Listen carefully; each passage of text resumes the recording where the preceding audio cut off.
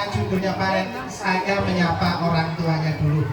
Ibu-ibu, assalamualaikum warahmatullahi wabarakatuh. Selamat pagi. Apa kabar? Tepuk tangan dong buat yang kabarnya baik di sini, luar biasa. Nah, ibu bapak, ada bapak yang di sini? Ada ya? Ah ya wes. Ibu bapak, senang sekali pagi hari ini saya bisa hadir di sini, ketemu dengan panjenengan di sini, orang tua yang hebat. Betul? Saya tidak percaya. Kalau gitu sekarang saya mau tanya, ibu bapak, siapa panjenengan di sini yang merasa bahwa panjenengan adalah orang tua yang hebat? Angkat tangan, katakan saya. Tepuk tangan dong buat yang langsung angkat tangan, luar biasa. Sebagian langsung angkat tangan, sebagian malah goblok. Oleh sebab itu saya mau tanya lagi. Saya kasih pertanyaan pertama belum angkat tangan, yang kedua mungkin akan angkat tangan. Saya mau tanya, ibu bapak, siapa panjenengan di sini yang merasa bahwa panjenengan adalah orang tua yang biasa-biasa saja? Tuh malah kawan dong, malah kawan dong. Ya wis. Saya kasih pertanyaan ketiga kalau gitu. Kalau sampai nggak angkat tangan, kualan. Ibu bapak, siapa panjenengan di sini yang pengen anaknya jadi orang hebat? Angkat tangan kanan saya. Wow, tepuk tangan semuanya, luar biasa sekali. Nah, saya tanya, padahal gini, saya tanya siapa di sini ada orang tua yang hebat? Yang angkat tangan sedikit. Tapi kalau saya tanya siapa sih pengen anaknya jadi orang hebat, semuanya angkat tangan. Padahal ada falsafah Jawa mengatakan bahwa kacang orang ninggalan jarang. Betul? Agak-agak fisika dikit, kalimatnya jadi buah apel jatuh pasti dekat dengan. Betul? Agak-agak bahasa Inggris dikit, nggak mau kalah sama anak-anak kita tadi. Like father, like son. Betul? Berarti ibu bapak kalau pengen punya anak hebat, orang tuanya harus. Kalau sampai ada anak hebat ternyata orang tuanya biasa-biasa saja, itu tanda tanya iku anak sopo. Karena kacang orang ninggalan jarang. Oleh sebab itu ibu bapak hari ini siap jadi orang tua hebat? Yang siap jadi orang tua hebat angkat tangan, katakan saya. Tangan kanannya tetap diangkat, tangan kanannya tetap diangkat. Letakkan di pundak temannya sebelah kanan sambil ditepuk. Bu, Pak, jadi orang tua hebat ya. Oke, sekarang tangan kirinya diangkat, letakkan di pundak teman sebelah kiri sambil ditepuk. Bu, Pak, sampai jadi orang tua hebat juga ya. Oke, tepuk tangan dong semuanya, luar biasa. Nah, kalau ngomong-ngomong sebagai orang tua, oh iya saya belum kenalan. Ibu bapak sudah kenal nama saya? Oh, masih Mario, masih durung. Padahal falsafahnya, peribahasanya tak kenal maka tak sayang. Ibu bapak, perkenalkan, nama saya Oktastika Baden Nirmala. Saya biasa dipanggil dengan panggilan Mas Okta atau Kak Okta. Ya, dan tolong jangan terkecoh warna rambut saya. Warna rambut saya apa? Rambut saya warnanya putih bukan gara-gara saya tua, tapi gara-gara saya sudah meninggalkan dunia hitam. Jadi putih. Tepuk tangan dulu. Kalau dibilang loh, kok saya yang diundang ke sini untuk sharing parenting. Ibu bapak tahu istilah parenting itu apa tahu? Belum tahu ya? Sebagian ada yang belum tahu itu jajan apa, panganan apa parenting itu. Parenting mana untuk saja parenting? Wah ini parenting. Parent, tutup sampai sini dulu. Kalau parent artinya orang tua. Tambahin ing. Ini. Kalau nyetir bahasa Inggrisnya apa? Drive. Kalau driving mengendarai atau nyetir. Nah kan gitu. Sama juga parents itu orang tua, tambahin menjadi orang tua. Bagaimana kita jadi orang tua bisa mengasuh anak? Karena gini, kenapa saya istilah apa? Ulas dulu istilah parenting di beberapa daerah yang undang saya. Pak, kita mau ada seminar parenting, nanti akan diikuti oleh siswa kelas 6. Ya apa sih parenting mesti kok siswa? Dipikir parenting itu ada seminar kekinian. Jenenge parenting. Nah, kacau. Ibu bapak, saya ini kalau bilang saya adalah ahli reparasi semangat. Tuh, sebutannya kok reparasi semangat? Kayak handphone, kayak laptop ya. Iya, karena saya concern di bidang bagaimana menginstal software pikiran agar seseorang itu jadi orang hebat yang luar biasa. Sama dengan anak-anak kita, ibu bapak. Kalau ibu bapak punya handphone, punya laptop, tahukah install Windows-nya, install Android-nya kapan? Kalau laptop sama handphone sejak di pabrik, betul? Nah kalau manusia diibaratkan install Windows-nya sejak kapan? Saya mau spill ya. Kalau dalam Al-Quran disebutkan ruh ditiupkan usia berapa? 4 bulan kandungan, betul ya? Istilah saya 4 bulan kandungan itu harddisknya nyala. Oke. Nah terus yang diinstal itu apa? Ada 3 software pikiran nih bapak. 3 software pikiran. 1 yaitu imajinasi, 2 emosi, dan 3 kosakata. Terus yang diinstal pertama kali apa pada manusia? Emosi. Loh, gimana cara installnya? Ayo kita sama-sama introspeksi. Gini. Proses install software pikiran manusia adalah saat 4 bulan kandungan, yaitu software emosi. Yakni adalah ketika ibu yang sedang mengandung, apapun yang dia rasakan itu akan terinstal pada anaknya dan jadi dasar kepribadian dan perilaku. Kalau ada seorang ibu hamil, saat hamil itu kemudian kesulitan keuangan, aduh cik soro yo golek duit ini, aduh kok duit cik kurang anaknya lahirnya normal, sehat.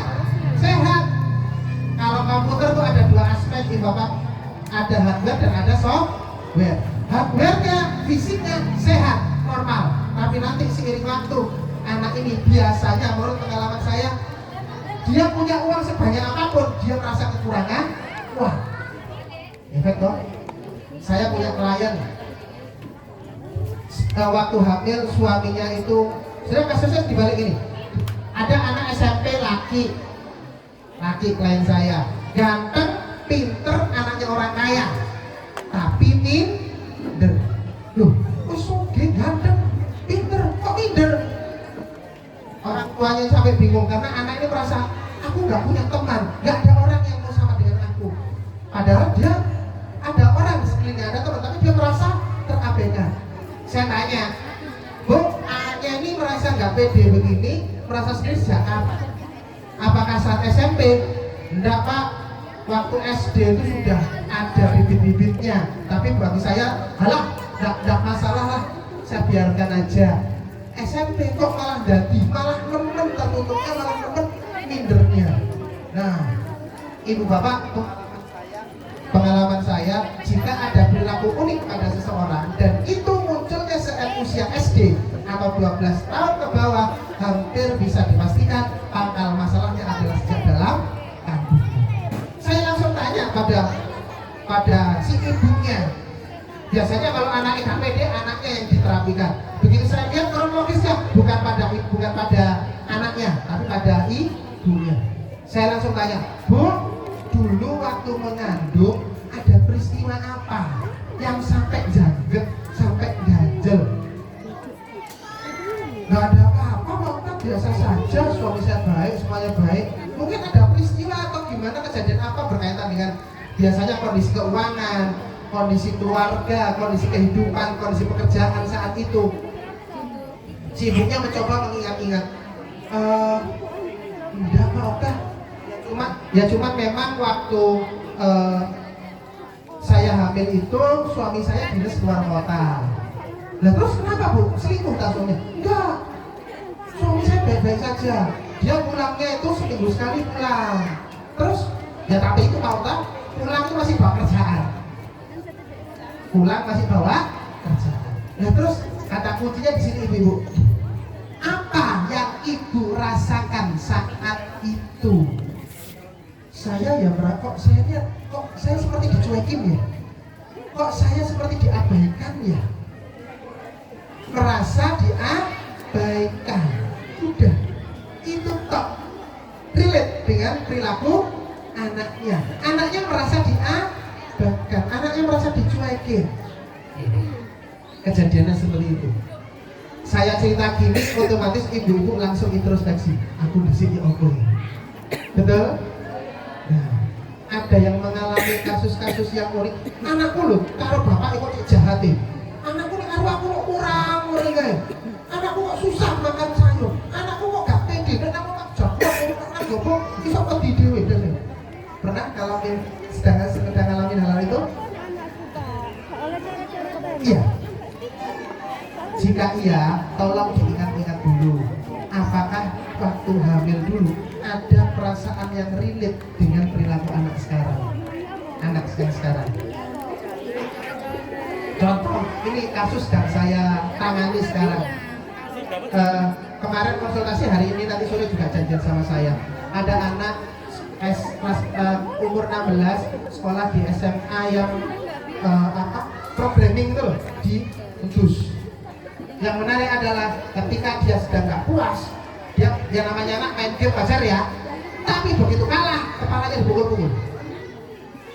Oke, kepalanya dipukul-pukul. Ketika dia kerja kelompok, handphonenya, baterainya habis. Apa yang dia lakukan? Dia pulang untuk ngecas. Padahal teman-temannya di situ bawa charger. Dia nggak berani ngomong, aku pinjam charger dong, aku pinjam power bank dong, aku pinjam, enggak, dia diam aja. Ketika butuh sesuatu, dia nggak ngomong, dia diam. Kalau ditawari, kamu mau iya. Kalau ditawari, baru ngomong. Tapi jika nggak ditawari, diam. Mentok nangis. Laki umur 16. Apakah laki-laki nggak boleh nangis? Boleh. Ayo nanti kalau sampai ada orang tua yang nggak boleh kan anaknya nangis, cek Rasulullah pun laki pernah nangis. Ayo. Tinggal nangisnya konteksnya apa? Anak umur 16 selain saya tadi nangis ketika dia butuh sesuatu, sudah nggak ada yang dia nggak ngomong, akhir kepada sini nangis. Nah, secara sosial, secara psikologis ini aneh. Ngobrol musuh-musuh ketemu pangkalnya. Saya ini real, tapi saya belum ketemu sama ibunya, saya masih ketemu dengan ayahnya. Kemudian dia dari luar kota, mungkin minggu depan baru dijadwalkan ketemu dia. Pendek kata, saya menduga ibunya ini pernah ada keinginan saat hamil, ada keinginan pengen sesuatu, tapi mau ngomong gak tega dulu bojone. Mau ngomong gak tega dulu. Akhirnya dipendam sendiri. Suaminya cerita, iya pak, dulu itu sepertinya akhir-akhir ini istri saya cerita, dulu waktu hamil tuh pernah pengen sesuatu tapi mau ngomong itu sungkan sama saya. Dan saya karena saya udah pulang kerja malam, mau diminta tolong, lu mau kesel, ya wis lah, lo ya wis. Akhirnya dipendam dewe. Makanya kalau ada istilah orang Jawa, ada istilah ngidam. Kalau saya nggak ada ngidam itu, yang adalah endapan emosi ibunya yang akhirnya bisa berdampak pada anak. Oh ini ngidam itu udah turun-turun, kamu kok anaknya ileran. Halah masih gak ngidam dong ileran, jadi nyari lebih untung. Ayo betul kan? Anak belum turun gigi nggak mesti ileran, ngamber apa namanya itu kutah-kutah air liurnya begitu. Nggak ada hubungannya. Nah, saya cerita gini sudah 2 kasus saya ceritakan. Ibu-ibu langsung introspeksi, oh anak pertamaku kok ngini, soalnya kondisi aku ngini, anak kedua. Betul? Kira-kira dari perilaku anak panjenengan adakah yang perlu ini? Ada. Karena waktunya pendek, saya langsung singkat pada solusinya. Mau? Satu ini berkaitan dengan kepribadian anak yang terbentuk sejak dalam kandungan. Jadi sekali lagi Bapak, ketika keluarga itu seperti komputer jaringan. Ada server, ada power supply, ada komputer jaringan di berbagai macam ruangan. Ibu adalah server, ayah adalah power supply, anak adalah komputer jaringan. Jika ada virus ditemukan pada komputer jaringan, kira-kira yang harus dicek dulu komputer jaringannya atau servernya?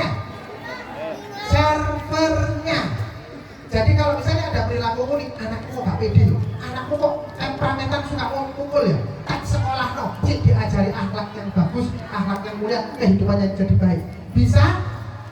Kalau servernya belum ditandani, sulit. Tapi misalnya servernya sudah ditandani, anak jenengan mau disekolahkan model kayak apapun juga, gurunya model apapun juga, insya Allah aman. Nah terus bagaimana caranya dandani server? Caranya ngeten nih Bapak. Satu, temukan dulu peristiwa yang tadi mengganjal. Saya kasih contoh klien saya tadi yang anaknya nggak pede. Oh iya, karena aku dulu merasa terabaikan saat suamiku kerja. Oke. Terus ada metode yang disebut dengan virtual forgiveness. Apa itu virtual forgiveness? Virtual forgiveness itu kita minta maaf pada anak tapi secara virtual, bukan secara langsung.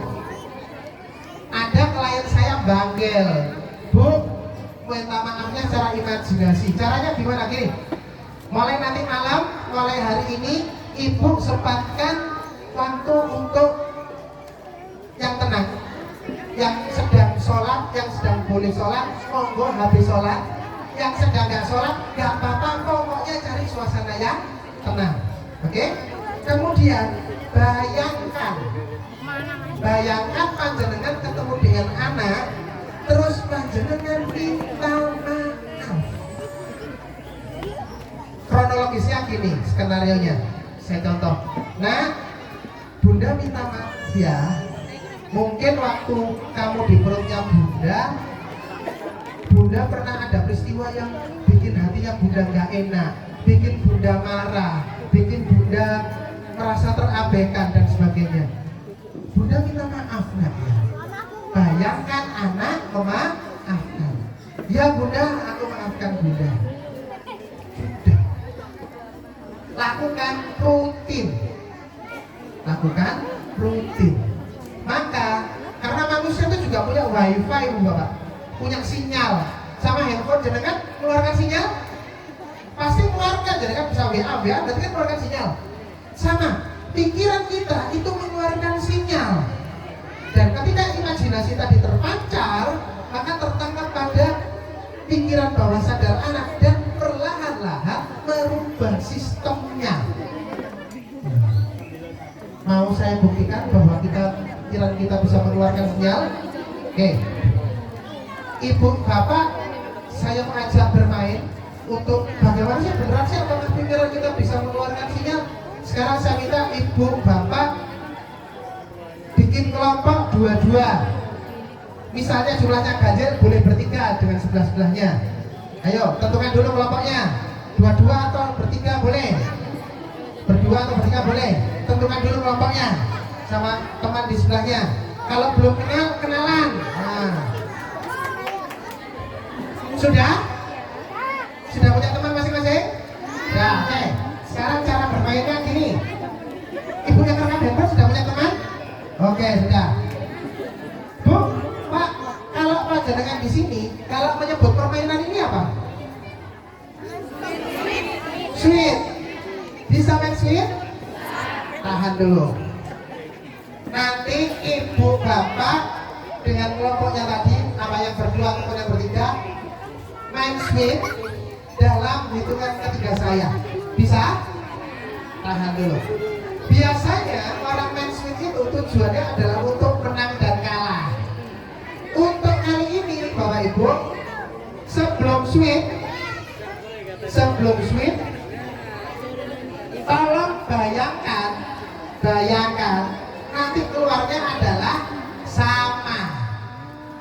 Oke, bayangkan keluarnya sama. Sekarang Ibu menghadap ke kelompoknya masing-masing, bayangkan sama.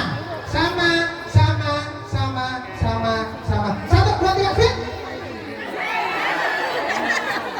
Oke. Kita lanjutkan percobaan kedua. Fokus sama. 1, 2, 3, fit. Oke. Percobaan terakhir. Pikirkan sama. 1, 2, 3, fit. Oke, tepuk tangan dong semuanya, luar biasa. Siapa yang sama 3 kali? Sama 2 kali? Satu kali gablas. Siapa yang ketika percobaan pertama langsung sama? Langsung sama Bu. Yang kedua sama atau beda? Yang kedua beda. Ada lagi, yang pertama sama, yang kedua beda. Kedua sama juga, ketiga sama juga. Ada nggak yang pertama sama dan yang kedua beda? Hanya Ibu aja ya. Pertama sama, kedua beda. Oke, Bu, kita cek dulu. Khususnya sampel yang paling gampang yang pertama sama dan kedua beda. Bu, waktu yang pertama sama, pikirnya apa? Sama. Ibu sengaja nggak keluarkan jarinya? Bergerak sendiri. Betul? Betul. Kebanyakan orang itu yang terjadi. Sama. Loh, kok waduh? Kemudian mulai mikir, kok iso? Betul? Yuk aku cari, saya coba sih. Akhirnya tadi wiritan yang pertama sama. Wiritan diganti, jempol. Betul. Akhirnya berbeda. Loh, kok bisa? Itu ya Bapak. Jika pikiran kita tulus, ikhlas, tanpa logika, insya Allah sinyalnya nyambung. Termasuk tadi minta maaf pada anak. Nah, Bunda minta maaf ya, bla bla dan sebagainya. Ketika tulus, nah, dalam imajinasi seperti beneran, insya Allah nyambung masuk pada pikiran bawah sadar. Nah, tapi sama juga dengan Sui tadi. Nah, minta maaf. Oh bisa ya. Masuk ini dok berhasil. Gak mungkin ah. Ya aku tuh ya apa tuh. Ya akan sulit. Saya punya klien Bu, SD perempuan, SD kelas 3 kalau nggak kelas 4. Temperamental, nek ngomong gak iso kalem, bengok. Oke. Kalau di sekolah mau makan bersama gitu antri beli bakso, antri nerodok bawah ini mangkok diguling tuh. Di rumah ibu gegeran. Dan yang menarik ibunya cerita, setiap malam si anak ini pasti terbangun. Ayo, biasanya kalau terbangun, kalau tidur malam Bapak Ibu, malam kelilir biasanya kebelet tipis? Ya, normal. Anak ini kelas 4 bangun tengah malam, buang air besar, pupuk, BAB yang nggak pada tempatnya, nggak pada timing normalnya, itu adalah indikasi stres. Oke, sama coba ibu, ayo ibu silakan maju ke depan, tiba-tiba langsung mulus. Ayo pernah ngalamin? Karena gawe ini gak kangen sambil gak masuk angin, di bangunmu gak panggung langsung mulus. Itu kalau dalam istilah kesehatan disebut psikosomatis. Psikosomatis adalah penyakit fisik yang disebabkan oleh pikiran. Nah, ini anak ini sampai BAB. Berarti dalam tidur pun pikirannya stres. Itu dia, kita konsultasi jarak jauh, dia posisi di Makassar, kita di Surabaya. Jantung akhirnya kami, Bu, dulu waktu hamil ada peristiwa apa? Kalimat pertanyaan selalu gitu. Ya, enggak apa-apa sih, cuman ya dulu itu waktu hamil dia tuh saya banyak pikiran. Loh, banyak pikiran gimana Bu? Ayah saya berkonflik dengan mertua saya sampai urusan polisi dan pengadilan. Ayah saya dan mertua saya konflik sampai ke pengadilan. Kalimat saktinya pertanyaan begini, apa yang ibu rasakan? Rasa. Apa yang ibu rasakan? Satu, saya tuh pengen marah mau gak? Tapi saya mau marah ke siapa? Ini ayah saya, ini mertua saya. Saya nggak mungkin juga dong marahin suami saya. Terus apa yang ibu? Ya saya tuh sampai di kantor polisi itu saya cuma duduk dengar-dengar di lantai. Saking stres itu lapo ya aku yo. Oke. Ibu pengen teriak, saya pengen teriak. Saya pengen marah tapi nggak bisa marah. Sama kan dengan perilaku anaknya. Ngomongnya gak jelas, kurang-kuring terus, gak sabaran. Sama kan? Sama. Ya sudah, Bu, lakukan virtual forgiveness. Nanti malam ibu bayangkan ketemu anaknya, ibu minta maafkan. Ingat Bu ya, hanya dibayangkan. Saya pernah ada klien main lagi Bu Kak, cekal, bandel. Bu, ya, dibayangkan saja. Enggak, ngomong dengan anak ini. Nah, mama minta maaf ya, anak apa sih Ma? Enggak apa-apa kok minta maaf. Anaknya merasa aneh. Saya bilang, Bu, saya bilang itu minta maafnya dalam imajinasi. Karena kasusnya ini itu bukan pada ranah kesadaran anak. Memori anak dan memori manusia itu menurut penelitian, mentok itu hanya mengingat pada usia 2,5 atau 3 tahun sampai sekarang. Sebelum 3 tahun ke belakang nggak masuk, nggak terdeteksi. Memori itu ada, kalau ibu bapak buka komputer ada istilahnya hidden file. Filenya ada, tapi nggak kelihatan. Oke, balik lagi klien saya di Makassar tadi yang anak temperamental. Malamnya ibunya melakukan virtual forgiveness. Besok pagi sudah chatting saya, Mas Okta, terima kasih ya. Saya kemarin malam langsung melakukan virtual forgiveness. Pagi ini hal aneh terjadi. Pagi hari itu biasanya itu adalah momen gegeran sama anak. Wis gugah gak tangi-tangi. Ayo ibu bapak ngalamin tiap hari. Wis gugah gak tangi-tangi. Mari ngurek ngomong ya bengok-bengok, gak ngerti ya budaya kayak kerjaan dan sebagainya. Pagi ini Mas Okta, hal aneh terjadi. Anak saya bangun sendiri. Terus kemudian gelendot-gelendot ke saya, Mama, bikin apa? Gelendot-gelendot sayang gitu. Dan itu belum pernah terjadi selama ini. Nah, itu loh Bu, orangnya di Makassar, saya konsultasinya di Surabaya, dia mau melakukan virtual forgiveness, anaknya berubah. Jadi ibu bapak juga harusnya bisa juga. Bisa. Siap dicoba sendiri? Siap. Tepuk tangan semuanya luar biasa.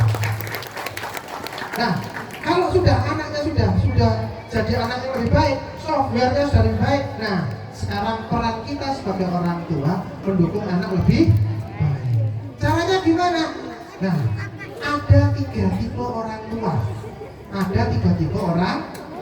Ibu bapak tolong cocokkan. Kira-kira panjenengan lebih dari 3 ini cenderung yang mana?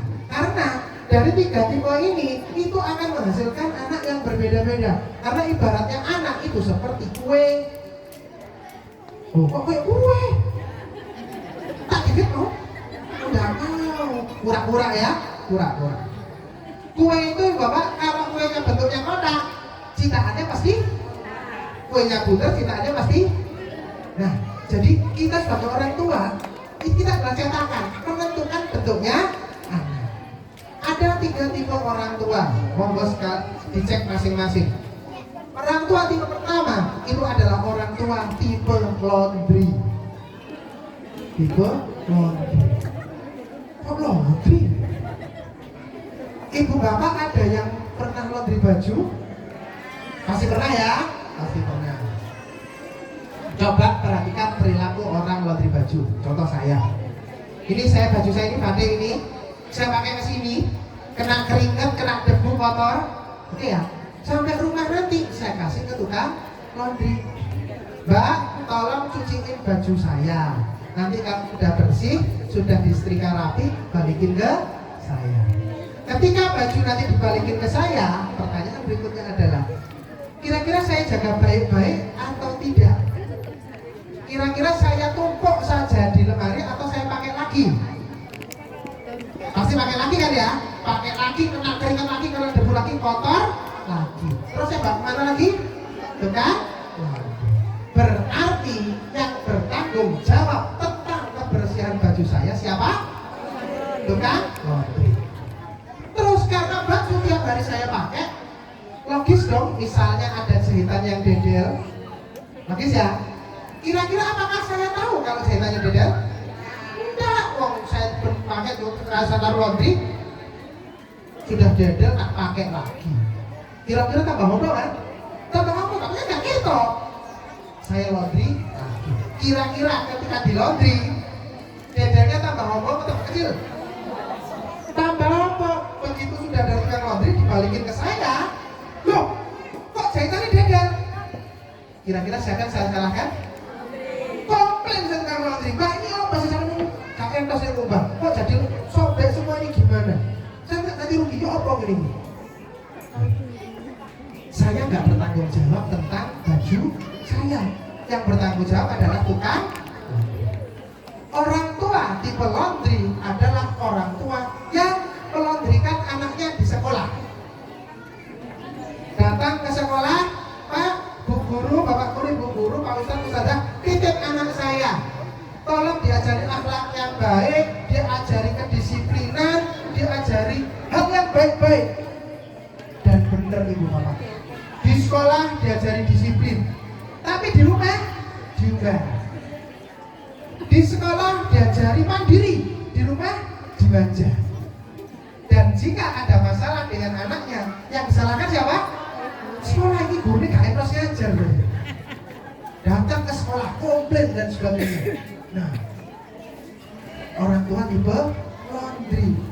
Anaknya dileskan di mana-mana. Misalnya sampai gak iso, guru lesnya sih di sini. Orang tuanya, oh bukan saya, sampai tak bayar larang-larang gaya kok. Kan udah bayar mahal kok. Minta saya yang sebagai orang tua, wis. Di sini apakah ada orang tua tipe laundry? Ada? Oh, enggak ada ya? Alhamdulillah Bapak Ibu, enggak ada. Nah, karena biasanya Ibu Bapak kalau orang tuanya tipe laundry, anaknya biasanya sulit diatur. Anak cenderung saenake dewe karena kacang orang tinggal lanjaran. Wong tuane saenake, anaknya juga sama. Gak ada yang tipe laundry? Gak ada. Kalau gitu saya buka yang tipe kedua. Tipe kedua adalah tipe mercusuar. Kok mercusuar sih? Ibu bapak tahu mercusuar? Tahu ya? Mercusuar itu tinggi atau pendek? Tinggi. Tugasnya baik atau jelek? Baik. Kalau misalnya dibuat drama itu pasti begini. Wahai mercusuar, kenapa kau bisa setinggi ini? Mercusuar pasti jawab dengan jawaban yang mulia. Saya setinggi ini agar memberi tanda agar kapal-kapal tidak karam.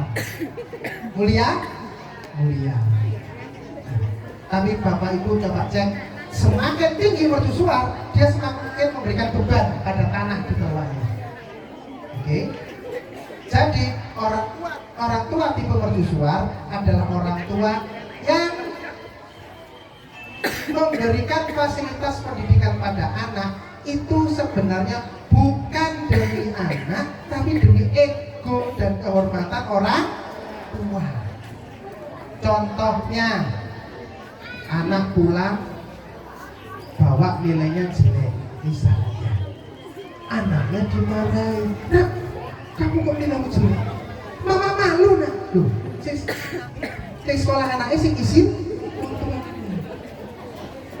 Ada juga kasus orang mercusuar itu, anak dapat tugas dari sekolah, sampai rumah, Bu, aku mau tugas bikin keterampilan. Ya sudah, ini nanti tak garap mau gini, terus kamu istirahat dulu. Dikerjakan karo ada. Kalau saya pernah ketemu dengan orang tua saya ini, saya tanyain, Bu, kenapa sih kok bantu kerjaannya anaknya? Kasihan Pak, nanti kalau dia nggak bisa, nanti di sekolah nanti dia dihukum. Dia kasihan Pak. Ada yang begitu? Oh, di sini ada? Oh, ada. Nah, Bu, kenapa kok kasihan? Iya, kalau anaknya dihukum nanti saya malu, nanti saya dipanggil. Lagi-lagi saya malu. Sing sekolah anak, sing malu orang tuanya. Nah, akhirnya orang tuanya yang ambil take over, mengambil tugas-tugas anaknya. Dan jika ini jadi kebiasaan, ibu bapak kalau ngomong kebiasaan jenengan anaknya si TK dibantu bisa? SD tugasnya dibantu bisa? Bisa. SMP? Oh saya tahu iso lah, ibu guru kok gitu ya.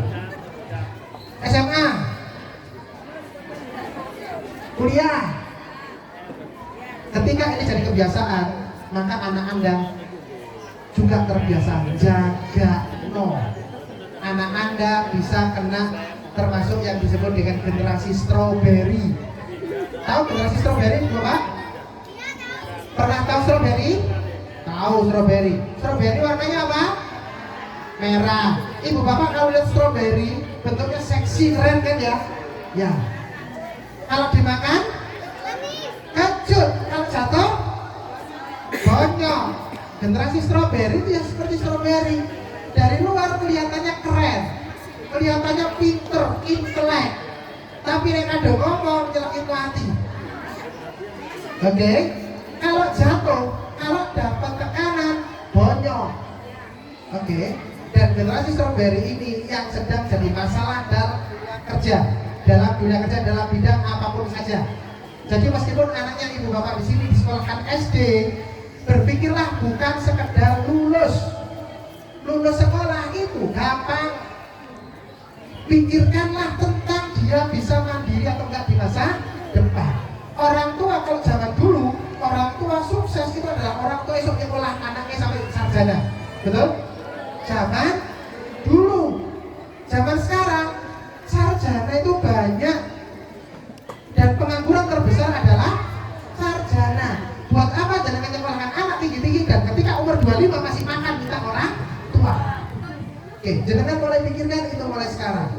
Loh, kok bisa ada anak-anak yang sampai umur 25 masih jaga orang tuanya? Iya, karena sama orang tuanya nggak pernah diizinkan untuk melakukan kehidupannya sendiri. Mulai biasakan anak-anak untuk bisa nyuci bajunya sendiri, meskipun pakai mesin cuci, nyetrika sendiri, meskipun kadang-kadang nggak usah nungset. Biarkan anak merasakan pakai lambi yang seminggu yang lalu belum dicuci dan akhirnya gatel-gatel gara-gara dia lupa nyuci. Orang tua sudah bukan zamannya lagi aku malu izin kosok ibu ayu motornya api omai gede anak kok gak keramut. Mendingan ibu punya anak yang gak keramut usia segini, SD kelomprotan wajar. Lebih nangis mana ibu ketika punya anak umur 25 si kelomprotan, umur 30 si gak ngerti lanang wedok ganteng lanang ganteng gak ngerti. Sebagian orang itu apa orang ada. Saya punya klien itu umur 30 laki laki gak ngerti cewek cantik itu kayak gimana. Gak ada, biasa aja semuanya. Di kampus dulu gak ada. Ya bahaya kan? Bahaya. Kalau zaman dulu misalnya apa gitu belum nikah atau belum punya pacar, ojo pacaran di sekolah pacaran. Justru kalau sekarang ditanyain kalau laki di sekolahmu ada cewek cantik enggak? Kalau perempuan di sekolahmu ada cowok ganteng enggak? Sampai dalam tanya, kamu suka laki atau suka perempuan? Ngomong dorong. Kembali lagi tentang mercusuar. Mercusuar adalah orang tua yang memberikan fasilitas pendidikan pada anaknya demi kehormatan orang tua. Cirinya lagi orang tua tipe mercusuar adalah suka banding-banding ke. Kamu gak koyok si iku sih, gak koyok si iku sih, gak koyok mbakmu sih dan sebagainya. Nah, karena orang tua malu kalau anaknya begini-begini saja. Sampai sini dulu. Adakah ibu bapak sini yang termasuk tipe mercusuar? Ada? Yang ada tapi malu ngaku, boleh katakan? Oke. Nah, kalau misalnya Anda bukan termasuk orang tua tipe mercusuar, mungkin termasuk yang ketiga. Tadi pertama tipe apa? Ngantri. Dua. Yang ketiga adalah orang tua tipe air. Duh, kok tipe air sih? Gini. Jangan saya lihat kok sudah bawa air minum semua, betul ya? Oke. Nah, air itu kalau dimasukkan dalam botol, bentuknya jadi seperti, dimasukkan dalam ember, bentuknya jadi seperti, dimasukkan dalam gelas, bentuknya jadi. Orang tua tipe air itu adalah orang tua yang menyesuaikan kondisi anaknya. Ingat, anak itu adalah amanah dari Allah. Allah ngasih anugerah, ngasih amanah anak pertama berupa botol. Ibaratnya ya, nah kamu oleh Allah dititipkan bunda berupa botol. Nggak apa-apa nak, tak sekolahkan kamu di sekolah yang cocok untuk botol. Jadilah botol yang profesional dan bermanfaat untuk sesama. Anak kedua berupa sloki. Tahu sloki? Kecil apa besar? Kecil. Nah, jadilah sloki yang profesional dan bermanfaat. Kamu nggak usah nyuntuk kakakmu yang botol, biarkan aja kakakmu. Kamu jadilah sloki saja yang profesional, sehingga nggak usah dituntut macam-macam seperti kakaknya. Sama Allah dikasih lagi anak ketiga, kok rupanya ember, isinya lambene ombok. Ya sudah sama, nah tak sekolahkan kamu, tak lesno kamu, wes jadilah ember yang profesional dan bermanfaat. Kamu gak usah iri, kakak-kakakmu tuh kok jam ini ku wis nang omah santai-santai, kamu kok sik les iki kok niku soalé ember, isimu akeh. Lah mas-masmu sini didik. Nah, dan hindari untuk dibandingkan. Sama juga kalau ngelesi, ibu bapak kalau kelas anak biasanya yang snow itu yang pelajarannya yang paling bagus apa yang paling banyak orang kelas anak itu tentang hal yang paling jelek dari anaknya, betul? Tapi kita cek lagi kalau misalnya ibarat anak itu ada tipe monyet dan tipe kuda, nah di sekolah itu suatu saat ada pelajaran berlari. Kira-kira sing bijine api itu kuda atau monyet? Kuda. Monyet nilainya jelek atau bagus? Jelek. Kalau orang tua tipe mercusuar, isi anaknya biji lari elek, akhirnya anaknya dilesno lari. Isok sampai banyak loh, monyet dilatih lari. Sehebat-hebatnya, kira-kira apakah bisa bersaing dengan kuda yang nggak pakai les? Masih sih menang kuda loh, akhirnya ibu ngomel nanya, nah kok nih Ustaz les mau larang-larang itu loh, si fulan itu gak ada les, pinter, gak kon handphone. Nah, ayo, belajar yang bagus. Akhirnya si anak stres gara-gara dipaksa untuk latihan lari. Wong tuanya stres, terus bayari larang-larang kok anak gak iso-iso. Gurunya les dia stres. Aku dibayar larang, tapi anak-anak itu gak iso melayu-layu ya apa? Akhirnya stres kabeh berjalan. Nah, jadi bapak, kalau misalnya anda itu orang tua tipe air, caranya gampang. Saran saya, sempatkan anaknya pernah lakukan tes fingerprint atau tes sidik jari atau tes psikologi. Paling gampang tuh fingerprint. Cari yang dekat sini, browsing di internet. Terus anda patuhi itu saja, itu paling gampang. Sehingga anda nggak sampai. Oh nih anakku tipe nih, anakku monyet, misalnya anakku tipenya monyet. Terus pokoknya pelajaran lari masuk dalam KKM saja lah. Pokoknya nggak naik kelas nggak apa-apa, bijinya mas-masan nggak apa-apa. Tapi apa derajatnya tak lesno manja. Ketika anak sudah punya bakat, di lesno sesuai dengan bakatnya, dia akan jadi bintang. Monyet dileskan manjat, maka manjatnya akan semakin profesional. Daripada monyet dilesno lari, gak jadi opo, manjat yo magak, lari yo magak. Tipe air, ibu bapak kalau haus tadi ngapain? Minum. Air berarti menyejukkan. Maka ibu bapak, orang tua tipe air itu adalah orang tua yang menyejukkan. Maksudnya gimana? Gini, satu, urusan rumah tangga, urusan sampean karo bojo sampean, hindari untuk anak tahu. Baik untuk hal-hal yang baik, lagi berduaan dan sebagainya, bersenang-senang berdua, tolong jangan sampai anak tahu. Urusan tagihan, utang-utangan, diuber uang juga anak jangan sampai tahu. Biarkan anak tenang, sejuk. Karena anak sekedar kecil-kecil malah atasannya orang SD lain duit masalah apa belum. Anak kita itu level berapapun itu pasti punya masalah hidupnya masing-masing.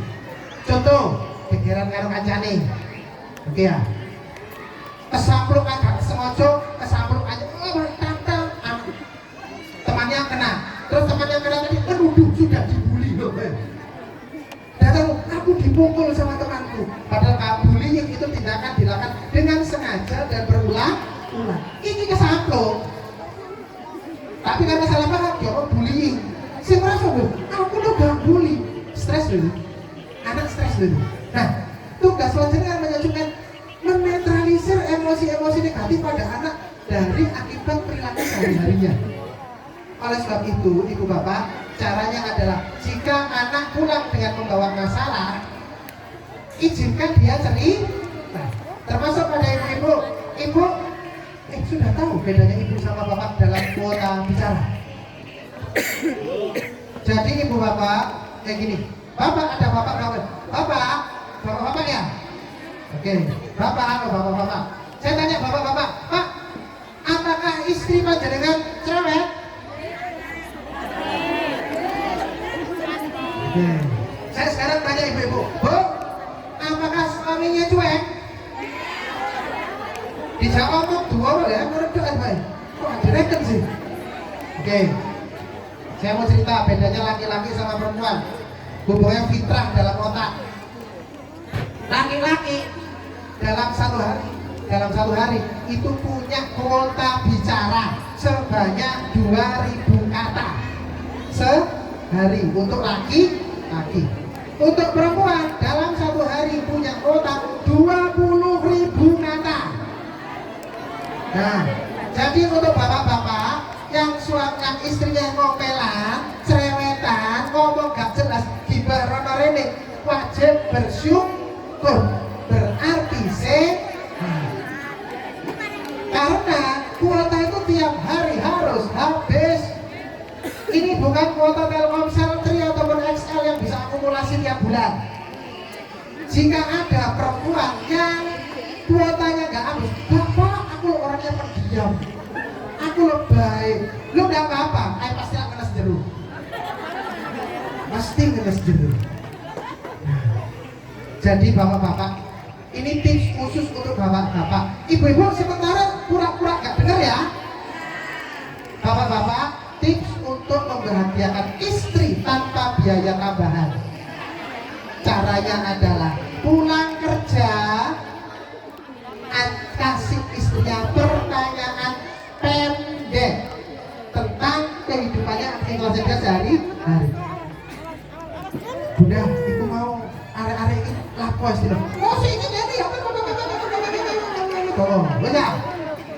Tips untuk bapak-bapak. Ibu, tolong, ini beneran. Pura-pura gak bener ya.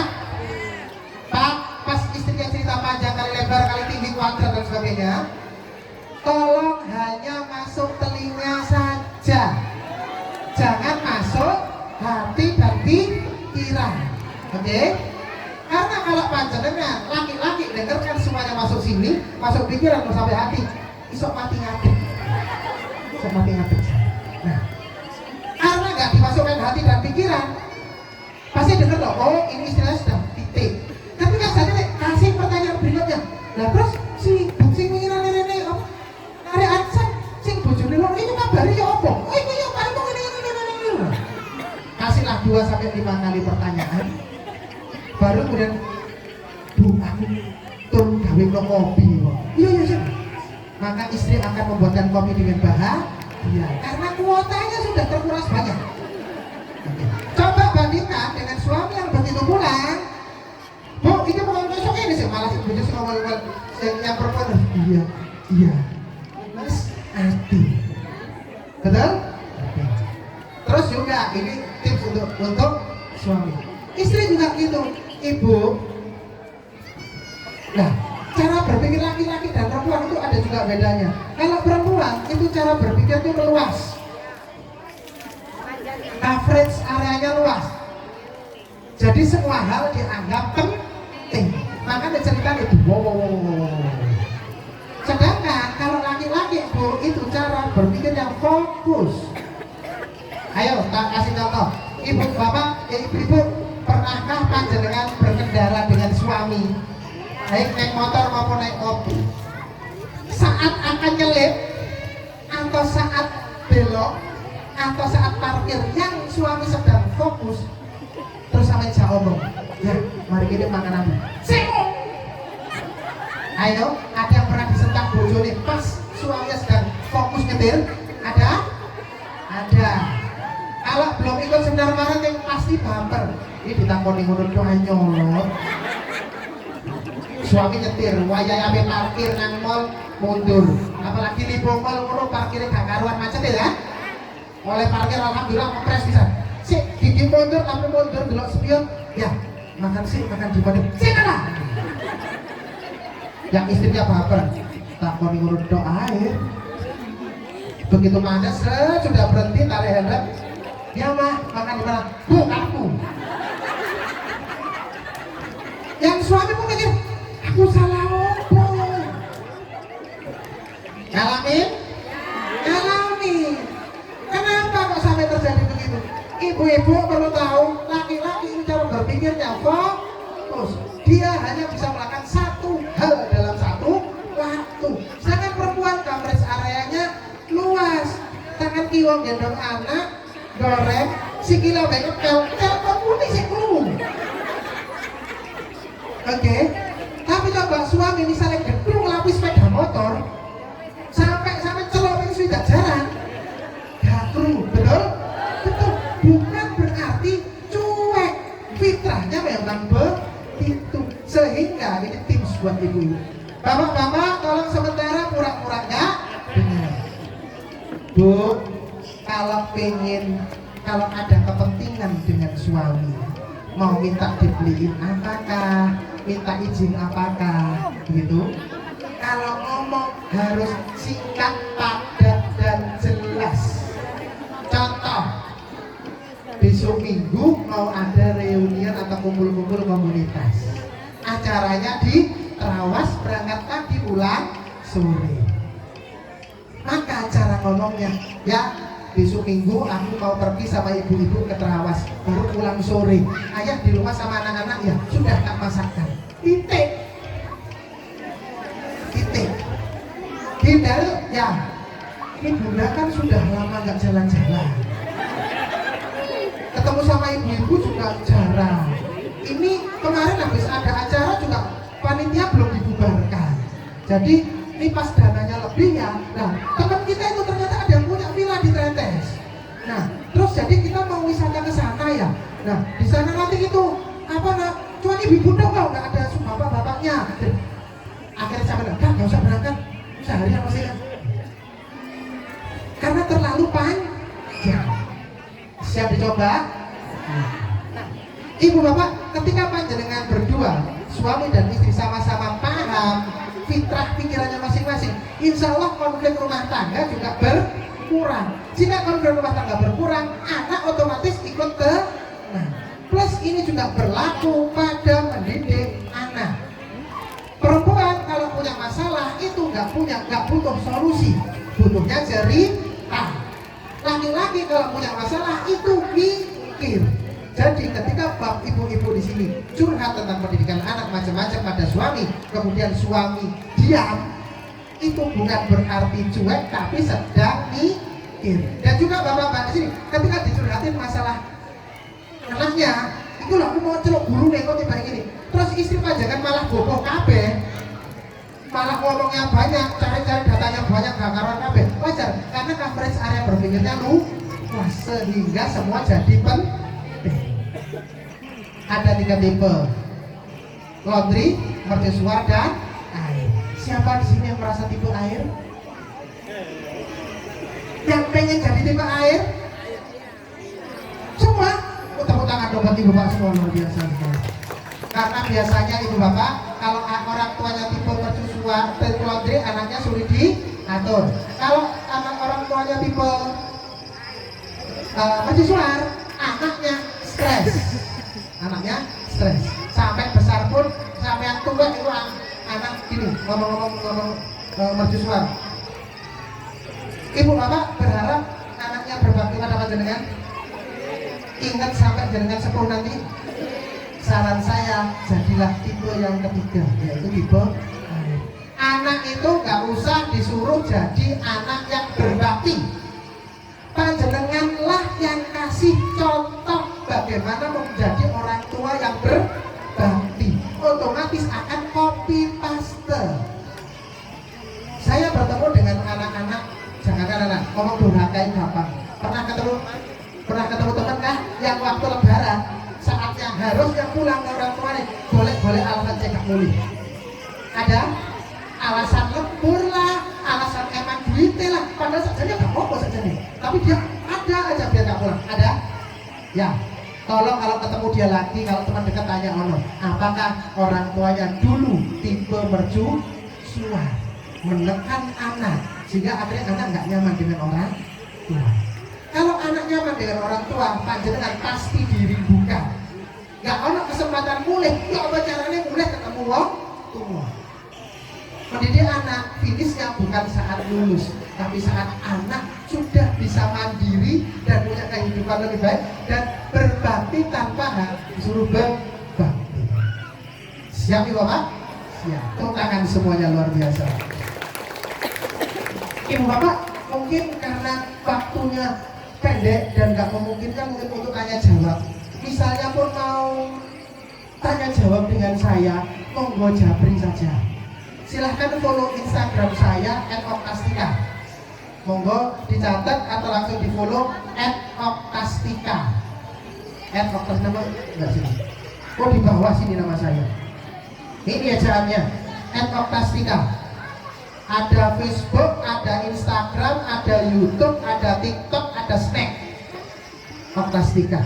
Monggo DM saya, sharing-sharing.